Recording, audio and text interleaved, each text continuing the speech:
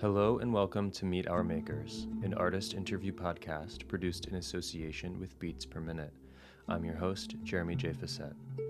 On this episode, we get to meet Gareth Paisey, the lead singer of the indie rock band Los Campesinos. In this chat, Gareth and I talk quite a bit about the band's newest record, All Hell, which came out on the band's own label this past summer.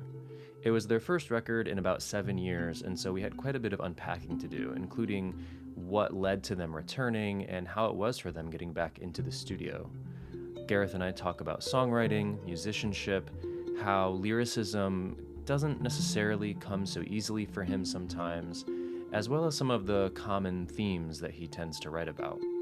All Hell is, in my opinion, the band's strongest record, and is such a welcome return, so I was really thrilled to be able to talk to him about it, as well as a little bit about the band's history and what it means to him that they're still going, and notice that they have fans that have grown up alongside them. So if you've ever liked the band's music, or if you're just hopping on now, which, as Gareth says in this chat, the new record is not a bad entry point, I think you'll enjoy this chat.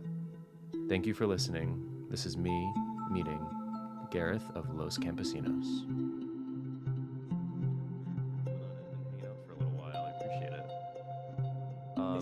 It's a pleasure. It's been really nice to have this opportunity recently to chat about music and to chat about the band a bit after a long time of not getting to do that. It's been super fun. I know it's been a minute since the last full album anyway from Los Campesinos. But yeah, thank you for coming on. How are you doing? I mean, I know, typically I talk to people as they're sort of gearing up for release and tour, but you've done both of those things already. So yeah, totally. We're in a weird, I guess like 3 and a bit weeks since the release now. And as is the very nature of sort of album releases now, that there's so much excitement and it happens and then it's kind of done. Which is like not the entire story, because we've already got lots of really cool opportunities coming through as a result of how well the album's been received. So there's lots to come. But we're also like 5 weeks out from a UK tour, which we're really excited about. Mm-hmm. So we're at this weird mid-section now where it feels like the initial excitement of the release of the album has died down a little bit for us. And it's a little bit too soon to get overly excited about the tour as well. So it's a good time to get a lot of admin done, basically, is what I'm saying. I can be focusing on all the boring stuff at the moment to make sure we're ready for all the excitement coming up. Yeah. How do you feel after like a few weeks of album and touring, being out and about? We've just been blown away by it all. It's been we knew it was a good album, and we knew that there was a like a degree of excitement amongst our fan base about us coming back after such a long time away, but just how glowing the reviews have been and how enthusiastic everyone's been about us being back, and then the chart success in the UK that it had that was totally unexpected is it's been a lot to take in, but incredibly gratifying, obviously. So we're still sort of riding the crest of a wave, I guess. Yeah. Did I read correctly, or am I remembering correctly that All Hell was your first like charted album like that, like on the charts? Yeah, totally. We our first album, Hold On There Youngster, from 2008 got to number 72 in the UK charts, which I couldn't have even told you that at the time. Like I only found out a few years ago when somebody added that detail to Wikipedia, because at the time, hitting number 72, Honey was an album where there was a fair bit of hype behind us, and we should have been more successful than we were. So I think that was kind of considered, not by us, but by probably the labels and the management that have put a lot of time and money into us as a bit of an anticlimax. So to do it now on our own terms and get a top 20 UK album was unexpected and a really nice achievement this far into our career. Yeah, no, I'll say. And we should specify for anyone who may not realize that we are talking about, of course, the newest Los Campesinos record, All Hell, which is out now, as you say, came out a few weeks ago on your own Heartswell's imprint, which I know you guys have released work either fully on it or kind of co-released with it before, but this is the first full record that's just out on your own imprint. Yeah, it's the Um, first like original album. yeah, Previously, we've done like some reissues of albums that we sort of the rights to the album returned to us, that sort of thing, and yeah.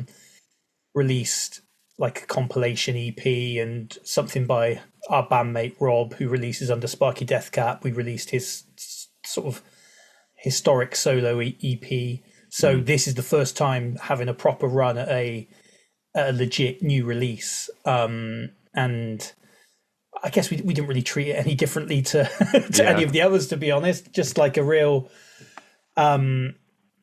just being as organized as possible and sort of trying to prove to ourselves that we didn't need a like a third party to help us with that. And yeah, we feel pretty vindicated with it. Yeah.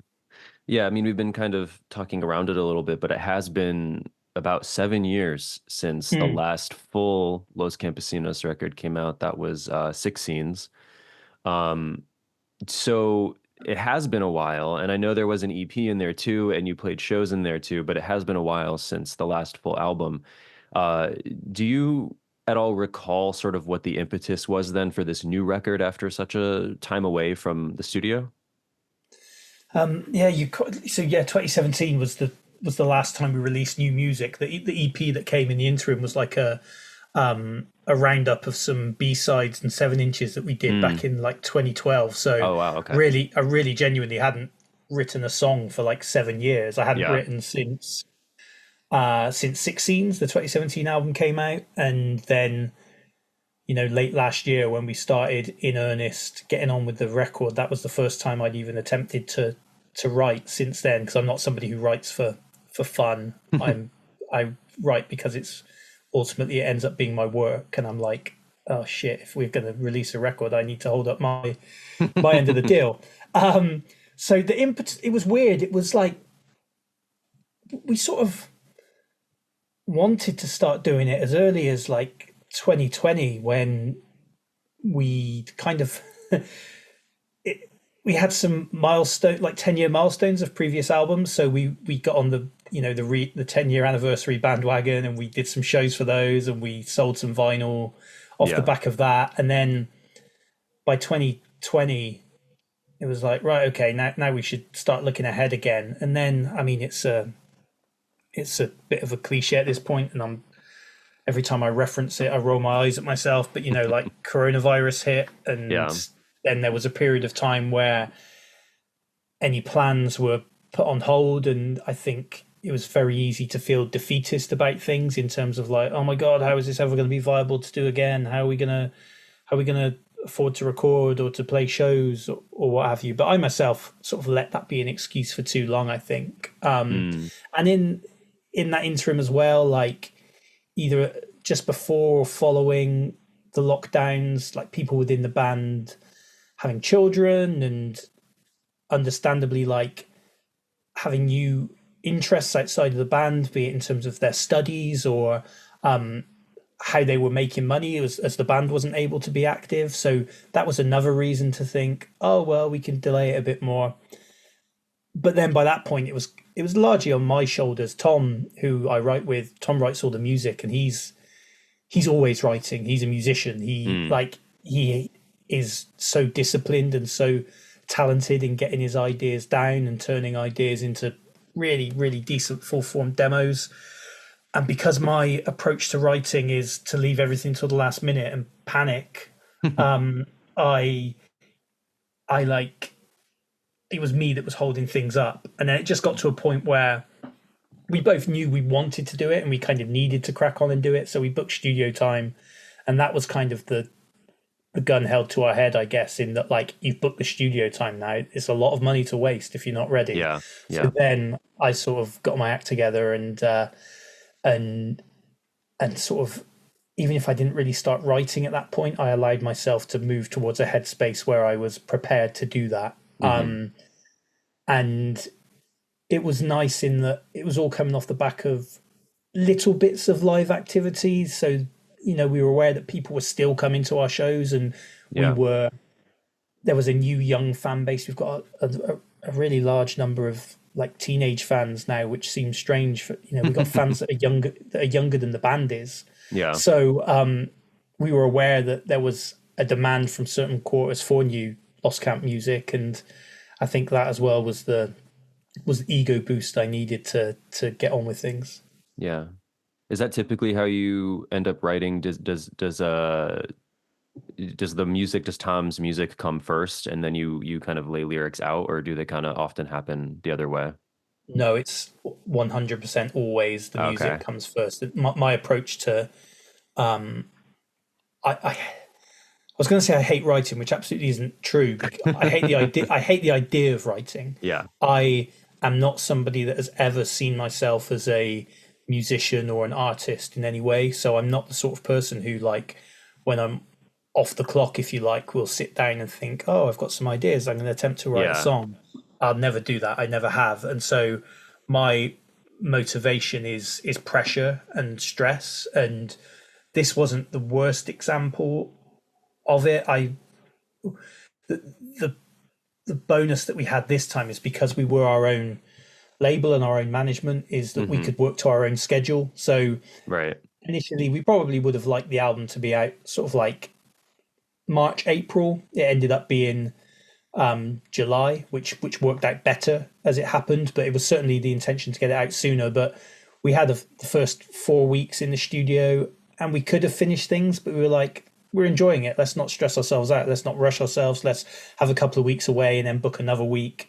Yeah. We ended up doing that, and then we did it again and booked a final additional week in Cardiff in the end. So I could have finished things in that first 4 weeks. I'm glad I didn't have to. But in the past, when we've had, external forces saying, "Look, this is the deadline. We need everything done," I found myself in situations where, I've had a week to go in the studio and I've still got 7 or 8 songs to write, and it's always worked, but it's stressful. And this was like a manageable version of that on this occasion. But yeah, Tom works so hard. Tom's got hundreds of ideas, and then it's a matter of me, having enough. I wouldn't say enough ideas. I feel like if I had to write 100 songs, I eventually would, but only at the same pace that I would write 15 songs, Yeah, So it's always Tom leading the way and me bringing up the rear. Yeah, and I mean, I guess that is one of the benefits of knowing that you're releasing on your own label, because you have your own schedule. There's fewer people in the room, fewer people breathing down your neck about stuff. So you kind of can, as you say, like the 4 weeks comes up and you guys all realize, well, hey, maybe we need another couple weeks, and you just book another couple weeks. And it's our money as well. Like, right. That's the other thing. I think it's not a record label saying you can't afford, like, we won't give you money for another Right. week, or us thinking, oh well, we need more money and then it'll be even longer until we get that money back. Like, so all those elements made it so much more flexible. And did I see that? So I know Tom has I lost my train of thought. I know Tom has produced the records with you guys before, but has kind of been a co-producer. But this time was fully the sole producer. Is that correct? Yeah, totally. So on the previous 2 albums, No Blues and Six Scenes, he co-produced alongside John Goodmanson, right? Who I'm sure people listening to this podcast will know a ton of bands that John's worked with. Incredible producers, done tons with like Blonde Redhead, Sleater Kinney. He was one of the first people to ever record Nirvana. So he's an incredible guy, and a good friend of ours. But Tom really enjoyed his experience working on the previous 2 with John. But then with this one, I guess Tom's skill set was just such that we knew he could do it on his own, and that maybe that would better suit our approach to not even necessarily the sound, but just the work behind making an album.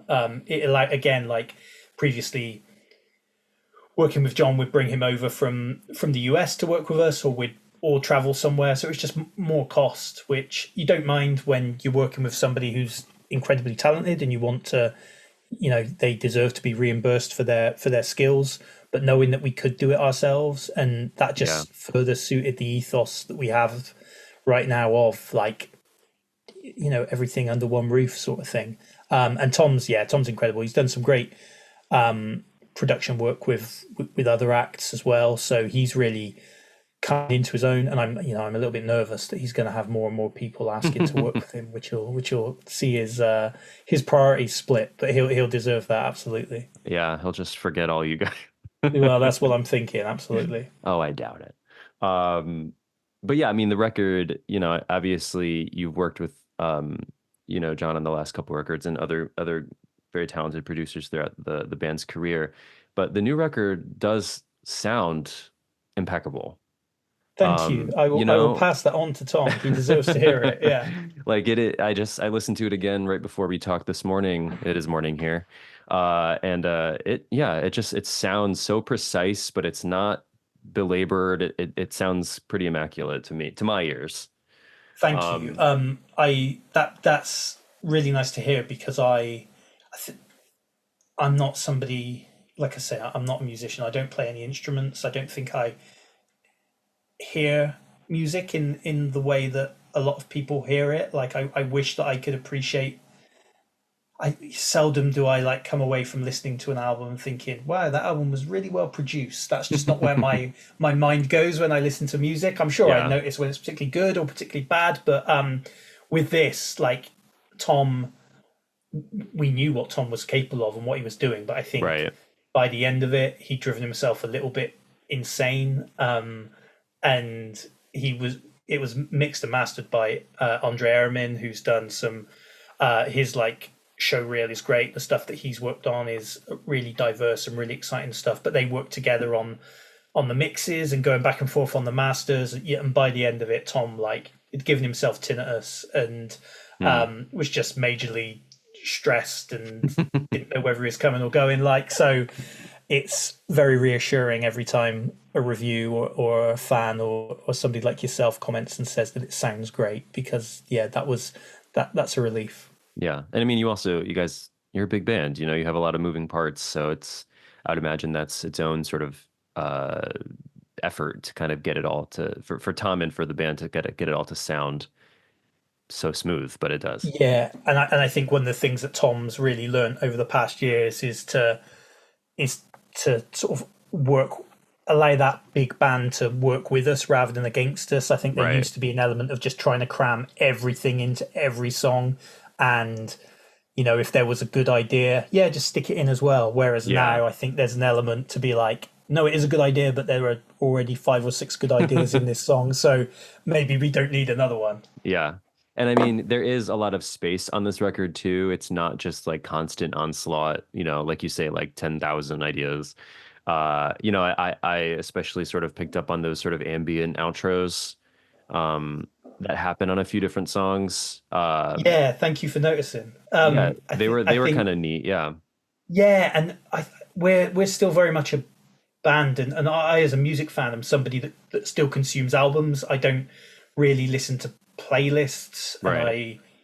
And when I hear singles from bands that I love, I always look forward to hearing them in the context of an album more than I do just playing the singles on repeat. So we wanted to create something that demands to be listened to all the way through. Not to say that there aren't songs in there that people can listen to separately and enjoy, but our priority was to create this album experience. And we're very aware, because we are often a 100 miles an hour full steam ahead band with lots going on, that it was kind of necessary for us to include these moments of calm or moments to slow the album down within it. So a couple of interludes in there, and 3 or 4 like extended intros or outros on songs that allow you to have a moment to catch your breath between the madness that is within the songs. So I'm really really glad people are picking up on it, and I think a lot of our younger fans were initially a bit confused by that. But I think they'll come around to it. It's funny you say that, because I'm a teacher, so I work with teenagers all the time, and I could totally see them being like, what? Like what? I thought the song ended. Why is this? Why is it still happening? Um, Absolutely. And like, what is this song doesn't even have any lyrics? What's the point right. of it? It's What? like, What's? well, Why is you can this skip here? it, sure. Yeah, absolutely. So let's kind of dive in for a moment anyway about your lyrics, since that is, Hmm. you are the lyric and vocal man for the most Sure. part. Yeah. Um, throughout Los Campesinos' discography, there have been many songs about kind of growing up and sort of the pains of growing up. Back in the late 2000s with your first couple albums, it did feel decidedly sort of younger, which I mean, it literally was, but looking back now after listening to All Hell, it does sound like younger, like you're in a younger place in life, and I think that's Sure. reflected in the new record that you're not in that space anymore. Hmm. Um, because I feel like I picked up on All Hell, I feel like I picked up on these themes sort of like the adult versions of a lot of those themes from the older records, like adult friendships and Yeah, yeah. economic strife and political strife. Hmm. Things like realizations that we come to as we progress through our 30s and beyond, that like things aren't maybe how we presumed they'd be, and that this is now how they are. It just feels like you often write about things that people don't really want to talk about. Um, too often. I mean, at least not in public. Sure. Is that a fair assessment? Yeah, I certainly think in terms of how the lyricism has evolved. I was going to say changed, but I think evolved is more appropriate because I agree. Hmm. Like I'm writing about the same things, but with nearly 20 years of experience or Right. whatever. I when I write, like the question I'm occasionally asked is like, who inspired your lyrics on the new album or something like that, and the only honest answer is like me. Yeah. Like at this point, I'm just trying to write the best versions of our. I'm just trying to be the best lyricist Gareth from Los Campesinos can be. Hmm. I'm not. I don't feel like at any point I'm going to take a left turn and try a different lyrical approach from now. I think it's just trying to be better at what I do. And one thing that often comes up from fans that have been fans for a long time is commenting how they feel like they've grown up with the band and how like the things that we were singing about when we were 21, 22 on the first couple of records are things that they could empathize with then and concern them then. They were trying to meet people, trying to get laid, trying to Mm. get drunk every weekend and figure themselves out. And as they've grown up through our albums like Hello Sadness, dealing with traumatic breakups and No Blues, sort of getting into that area of your late 20s and thinking, where am I in the world? What am I doing? And now right up to All Hell, which I think is a little bit more outward looking. I think, as you say, there is a lot more comment on, capitalism and the very nature of the world that we live in at the moment. And these are things that I think, when you are our age, um, are more of a concern to you at this point because Yeah. you've got other elements of your life a little bit more figured out or have stopped trying to figure them out. So you focus outwardly a little more, and that's one of my favorite things to hear, that people, that we're telling, that they're hearing from our songs what they hope they'd hear thematically and in terms of approach after having Yeah. been a fan for 18 years. Well, I mean, you mentioned your younger fans and your newer fans that may be younger than you guys, but you do Mm-hmm. still, I'm sure, have quite a group of fans who are, around the same age, and they've Yeah. they've grown with you guys. So to see, and I mean, I think I'm slightly younger than you guys, but I'm not a teenager. So like to see like our sort of lives growing, reflected back at us in Mm-hmm. this band that we maybe used to relate to when we were 22, 23 Yeah. versus now. I think there's something to be said for that.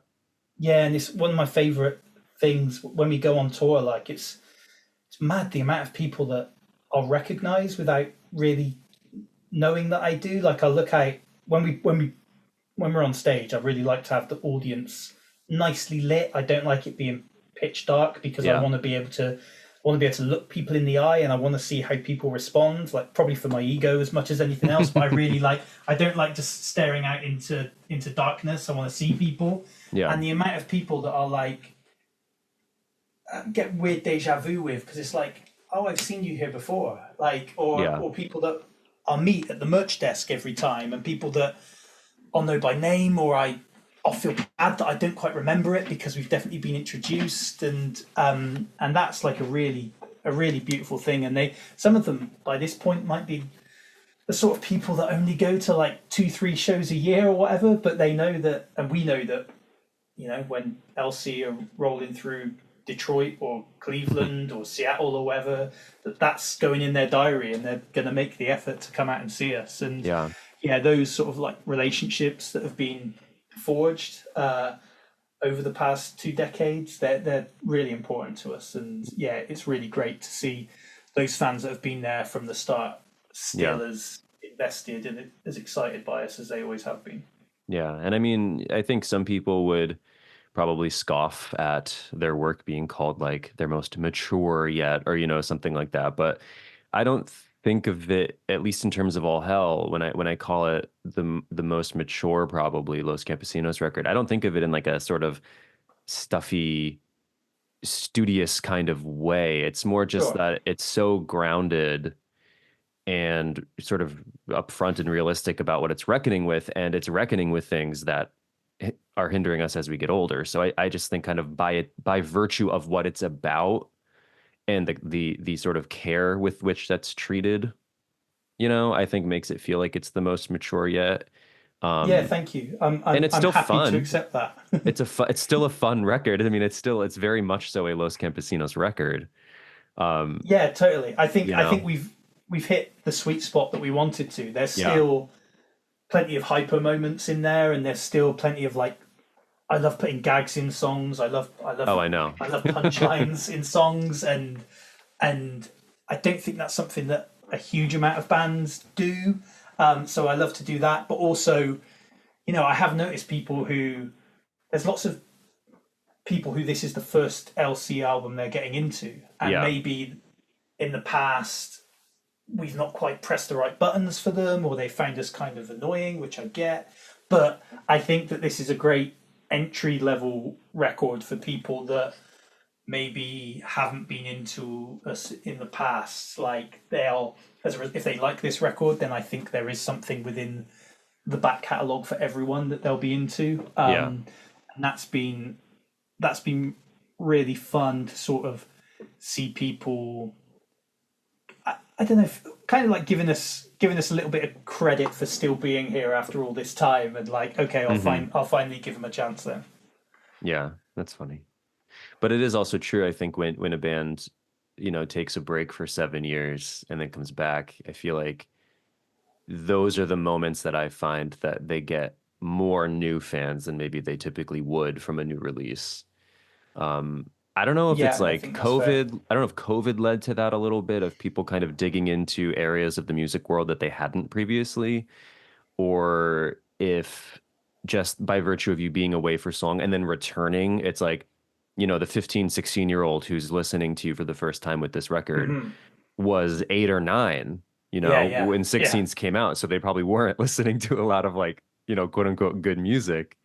And now they are, hopefully, we can hope. And then you guys come out. So I think it's like a mix of things. I mean, I would imagine you're gaining more new fans, and especially new young fans now, than you might have with past releases.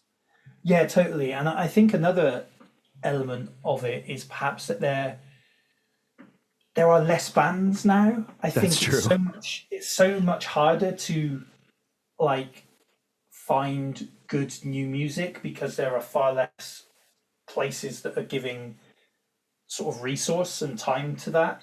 I think about the music industry that we came up in, when the amount of print press, or this is a pre-podcast time, and now podcasts are what give artists the time to discuss their work and to be thoughtful about their work. And 20 years ago, it was blogs, it was print press, it was your bigger industry websites as well. And now there's not really anywhere to like on the internet that feels particularly reliable. Don't get me wrong, there are some great websites that I really enjoy, but they're not reaching the level of people that these places would have 20 years ago. Yeah. So I think that it's a bad thing, which has benefited a lot of bands of our sort of era and stature, I suppose, in that it doesn't feel like there are as many young bands being allowed to come through as there once was. Yeah, I've talked about this before with a few guests on this show, just sort of not that it's necessarily a net positive or negative, but just this idea that sort of over the past few years, 5, 6, 7 years, the sort of solo artist has I think eclipsed the band, Yeah. and especially in sort of the pop and rock sphere. We have so much emphasis now on especially young pop singers, and some of Hmm. them are super talented and deserve their respect and their accolades and all that. But it's just interesting to kind of watch the concept of the band be less prevalent, at least with new acts. There's not a Yeah, lot of and new bands. yeah, totally. And I think it's probably as a result of during lockdowns with artists working in the home studios or what have you, or figuring out how to record in GarageBand or whatever, and not being able to collaborate with friends. But I find that really sad because my favorite thing about being in a band is just hanging out with my mates Yeah, and like having good times together and having beers together and just hanging out and chatting shit. Like that's what being in a band is about for me. Like right. the actual music that we make, it feels secondary to me. So I do and that's not to say that bands go out on tour and they put together a touring band, but that can be such a cutthroat thing as well. Yeah, So yeah, for me, you can't beat the experience of like starting something, be it a band or be it um, any sort of project or group. Like you just can't beat doing something with your friends, and yeah, that's my favorite thing about all of this. yeah. And you mentioned before kind of briefly that in your lyrics you tend to try to include some jokes here and there. There is a lot of Hmm. sort of bleak humor in Los Campesinos records. Sure. Um, but also I do feel like All Hell is maybe the most politically charged. I don't know if that's accurate or not to you. I It think just it's the most. Yeah, I think it is. I think it's been apparent in our music for the right. last probably from like the third album onwards. Yeah. Previous to that, it was more personal politics. Since maybe Romance is Boring, it's been a bit more apparent. But yeah, I think it's fair to say that the All Hell. I mean, even right down to its album title Right, is for is the sure.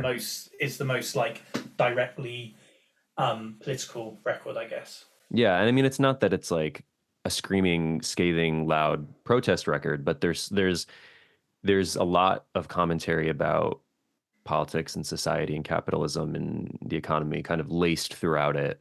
Hmm. Um, how do you, maybe especially as you've gotten older, I'm not sure, but how do you find yourself sort of enmeshed with and inspired by the political sphere, especially kind of at this moment? I know the UK is going through a lot of stuff lately, as has the US, but it seems like you can't escape it.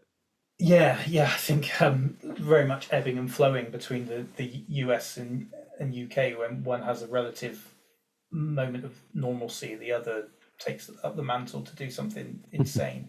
Yeah. Um, I think as I've always been a political person. I've identified as a socialist for as long as I can remember. I was like from the age of like 15, 16. I took politics classes in school, and I'm from a working class family. That those are my values. But I think the old adage is that you become more moderate as you get older, which I don't think is the case. Certainly not the case with myself or any of my friends. We all feel Mm. angrier and more resolute in our beliefs of what is right and what is wrong as we get older. So by now, I think, yeah, for context, we're in the UK. We're in a situation where for the past 10 days. Thankfully, it's calmed in the past recent days. Like, we've had like far right fascist movements on our streets, like setting hotels full of migrants on fire, and like trying to attack immigration centres and attacking mosques. Like, the Islamophobia in this country at the moment is insane, and you've got a political class and a media class that want to tell us, oh, it's fine, actually, we're dealing with it, and there are no like deep-rooted issues here at all. It's madness.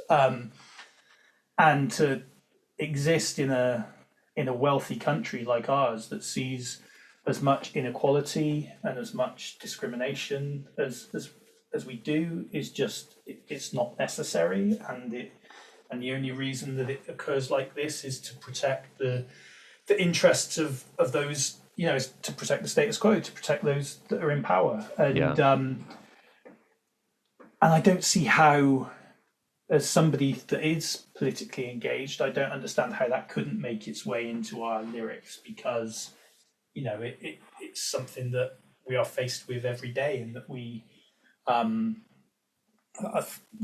very privileged in that I myself am not really, I'm a white cisgender straight man, so I've got the life, I've hit the jackpot in terms of how easy my life is. So I think it would be wrong for me to ignore that, and I think if you stripped that sort of socio-political interest from the album, I think, well, it would be far too self-indulgent, that's for sure. But also, it would lose a lot of its relevance, and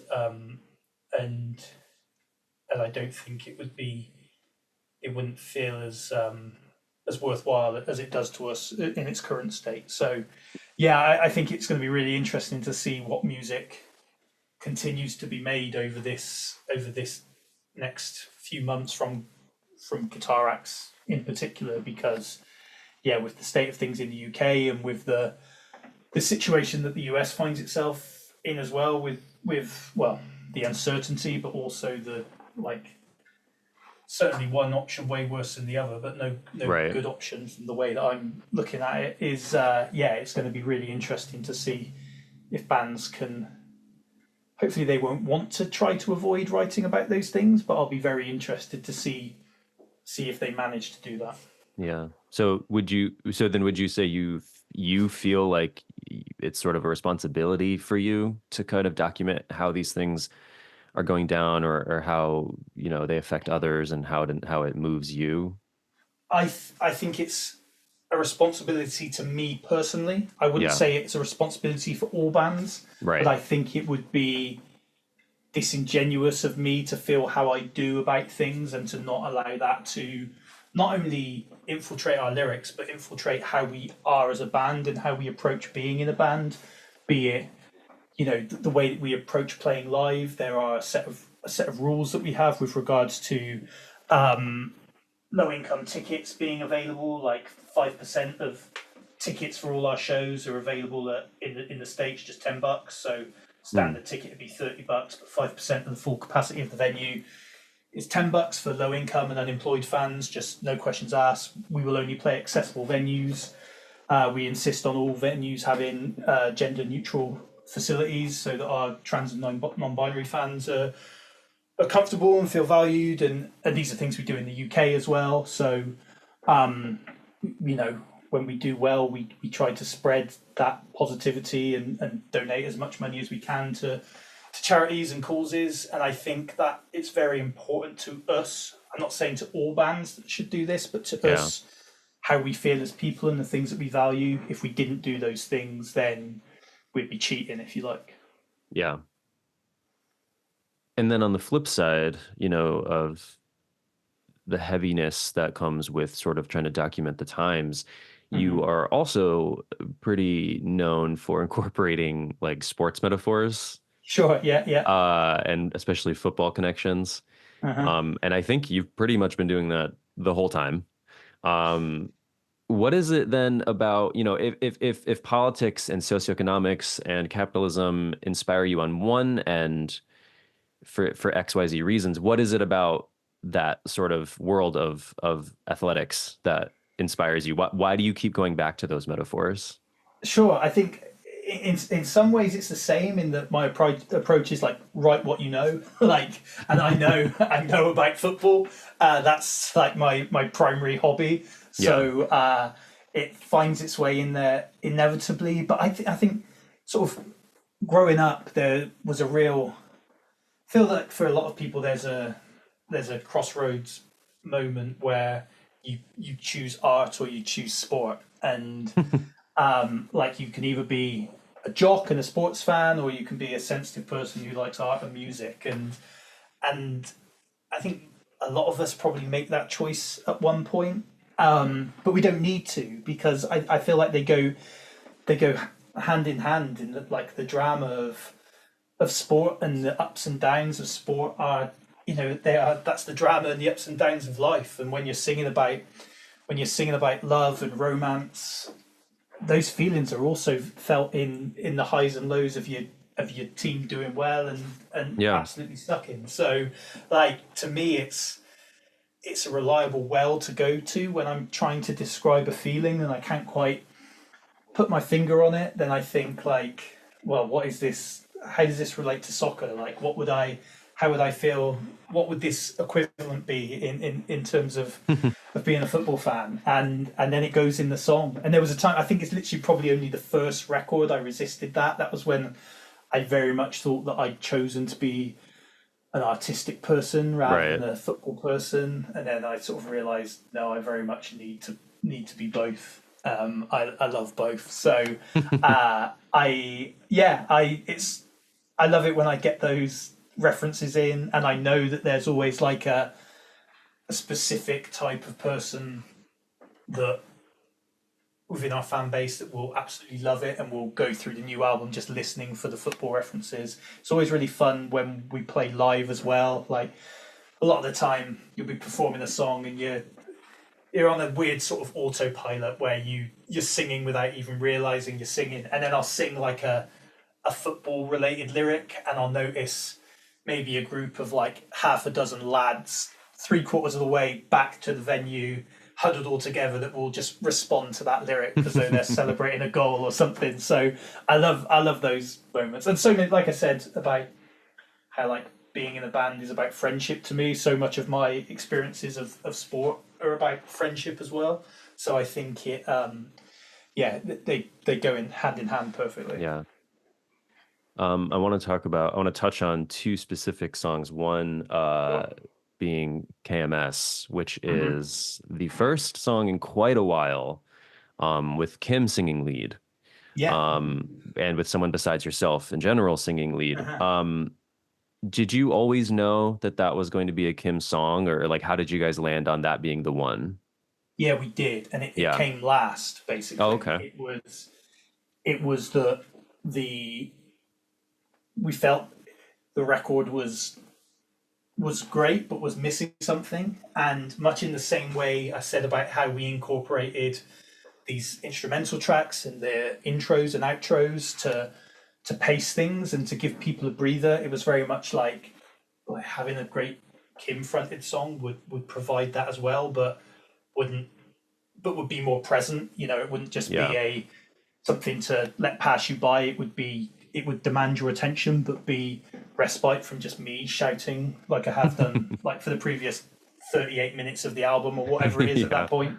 So it was basically everything else was done, and I was fuming because as I've said, I don't enjoy writing as such. I kind of clocked off. I was like, right, it's done.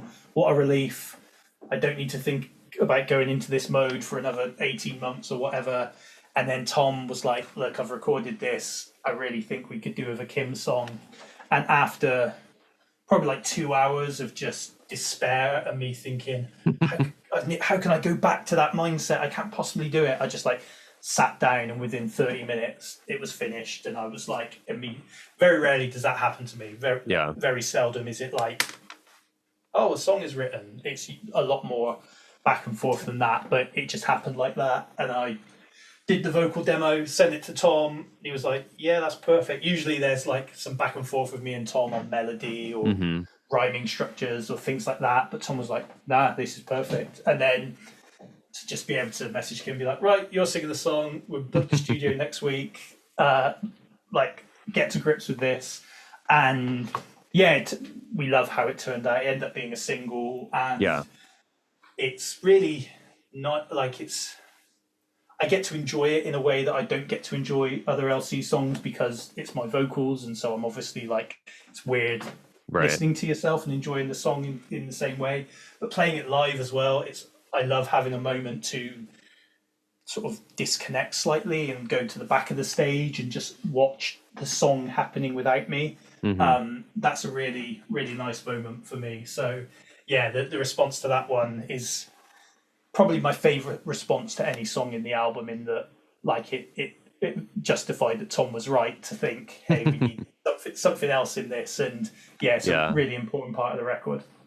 Yeah, and and KMS does seem like one of the more overtly political songs. Yeah, like I think it's like that social political, like rooting itself in the despair of living. And it's funny because I think the lyrics, although there are jokes within it and it's all very melodramatic, deliberately so, I don't think I could have, if I was singing it, I don't think I would believe myself, but it feels a lot more believable with it being Kim singing it. Like, she delivers it sincerely, whereas I think I would have done something a bit arch with it, and I think it's all the better for having that sincere, like, straightforward approach from Kim. Yeah. And then the album ends with probably one of your best titles, which is the song Adult Acne Stigmata. Sure. Which, contrary to maybe what people might think from a title like that, is one of the gentler songs on the record. Yeah. It's a pretty soft, sort of contemplative song. It's sort of bittersweet. But then it ends on this.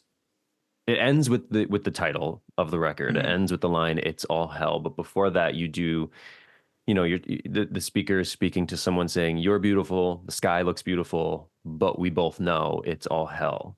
Yeah. How long, first of all, just because I'm curious, how long did it take to know that phrase "all hell" was the title of the record? Like, did you know immediately?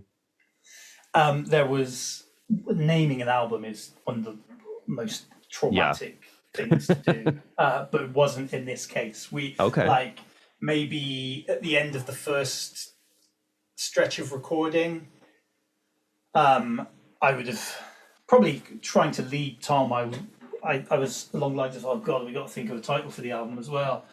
And Tom was like, "Oh, I've got one in mind." And I was like, I just had a feeling. I was like, "Oh yeah, I was thinking All Hell." And he was like, "Yeah, All Hell." And we were like, "Cool, it's All Hell." So it was like, yeah, it was, and it never, I don't think it's ever happened like that before. No. Maybe Hold On My Youngster. I think we probably went into the first record knowing that was going to be the title. And there's been a couple of occasions I hate title track albums, and we've done 3 of them. I hate when the album title is a song title. To me, that feels weak. And in each situation we've done it, it's been a good title, don't get me wrong, but I've resented it slightly. So with this one, and especially it being the last words of the album as well, is it's a nice full circle. And really pleased with that. Yeah. And do you think that last verse with that title line in it sort of, because to me it feels like it does, do you think it sort of sums up the record in some kind of way? Yeah, I think so. One thing I've all the everything that's been said and written about the album has been so kind and overwhelming. But I think maybe the one thing that I've disagreed with slightly is a lot of people saying it's a really hopeful album, and to me, it doesn't feel like a hopeful album. It feels quite defeated, but acknowledging that that's not an excuse not to fight. Right. That's sort of where I'm coming at it from. And I think that the final line, "You're so beautiful, the sky is blue, but we all know 2 words or hell." It's like, we do have these moments of comfort and these moments of real beauty and love, but it doesn't stop everything being awful and a struggle. And I think it's like that's what I always come back to. I think that Mm-hmm. like I guess it's a matter of trying to focus on the good over all the bad, which I think is becoming increasingly difficult to do.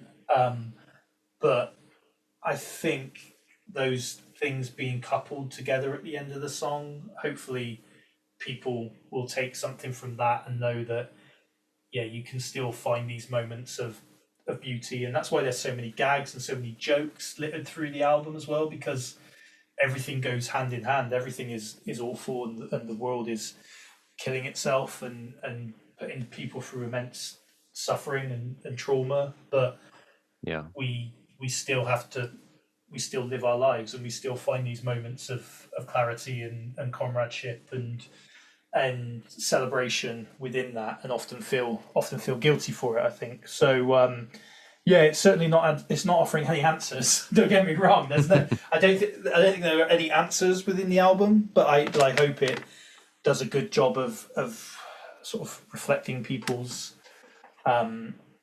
thoughts and feelings back at them. Yeah. This song also contains a direct reference to the heart swells phrase, um, which is something that's, longtime listeners like myself recognize it kind of when it pops up here and there throughout your albums, usually within a song title, though not this Mm-hmm. time. But it's also the name of the label imprint. Yeah. So I'm wondering, as a longtime listener, sort of if you even can recall the origin of that phrase, or like why that phrase has become sort of like a calling card for you guys, why it's so linked to what you do and create. Yeah, the origin of it, I guess, comes from writing the first song that featured it, the Hmm. Hartswell's Pacific Daylight Time from We Are Beautiful, We Are Doomed. And it's just that moment where where, I don't know, it's not a good explanation because I can only describe it as when your heart swells, like when you're taken aback by something positive and you like Hmm. feel a bit dumbstruck for a moment, a bit overwhelmed. That's like what it's referring to in the first instance, and since then it's just come to sort of be included in moments of like overwhelming emotion, I suppose. Hmm. And it was nice to like it very well could have been included in the song title, but that would in this instance that would have felt like a spoiler to me, Yeah. because I think people who are expecting that phrase by now. I'm sure anybody who is listening to this, who is an LC fan, will have hopefully listened to All Hell. So it's not spoilers for anyone that might particularly be like excited to hear it. But yeah, I think excluding it and getting to 20 seconds before the end of the album, people hearing it and maybe that further heightening people's sense of emotion at the end of quite an emotional album. Yeah. Yeah, I like that, like not spoiling that. And but in terms of the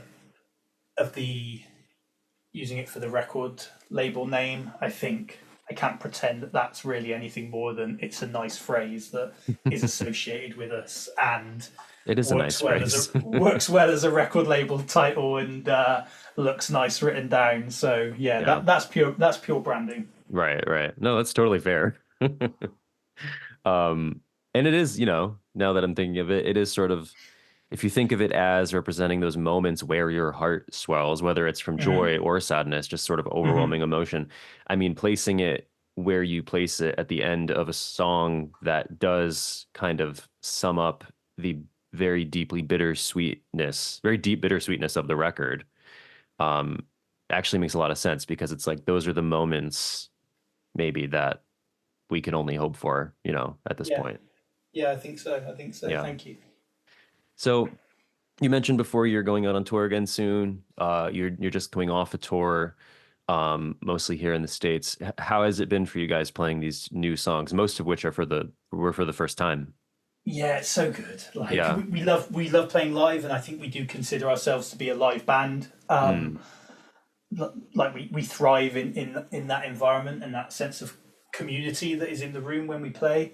And it was amazing to play these songs when they were freshly released. So we played like 4 new songs when we were in the States in the summer, and it was great that, in some instances maybe the song had been out a week but people were still singing the words back. We played KMS on that tour before anybody had even heard it, so that was weird but exciting.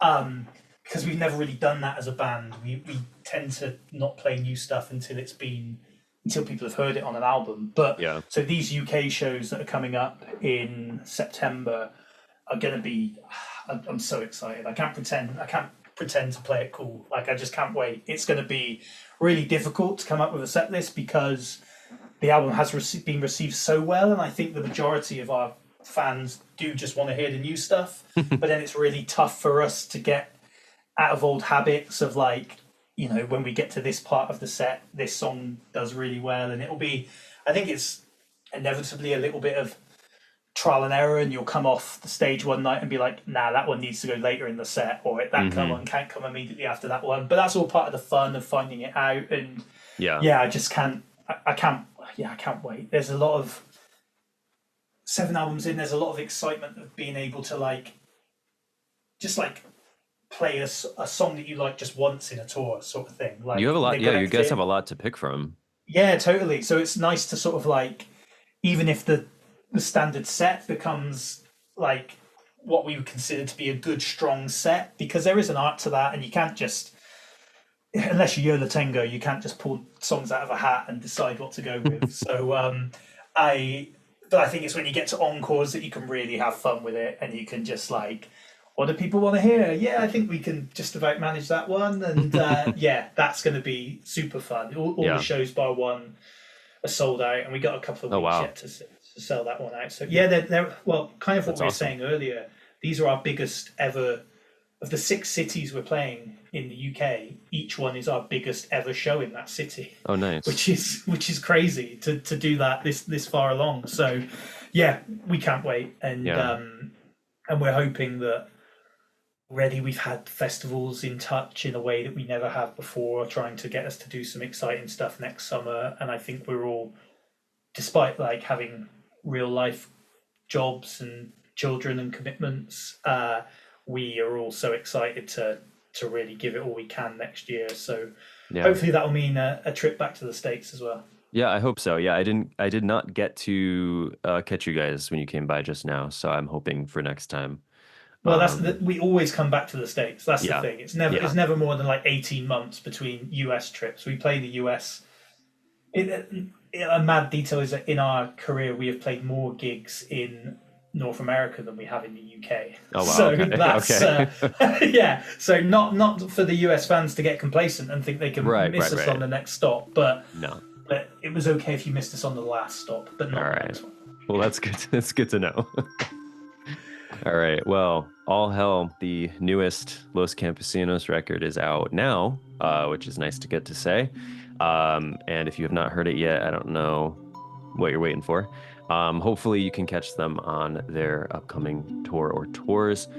Thank you, Gareth, so much for chatting with me about this album and everything else.